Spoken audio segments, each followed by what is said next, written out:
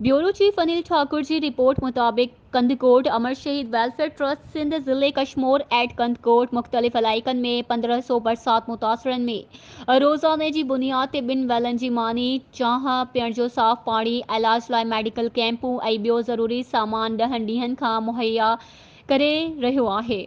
उन मौके ते अमर शहीद वेलफेयर ट्रस्ट सदर अनिल कुमार जतेंद्र कुमार चयो त हिन मुश्किल हालतुनि में असांजूं टीमूं बरसात मुतासिर ऐं बोड मुतासिरीन जी ख़िदमत में रात ॾींहुं मसरूफ़ आहिनि।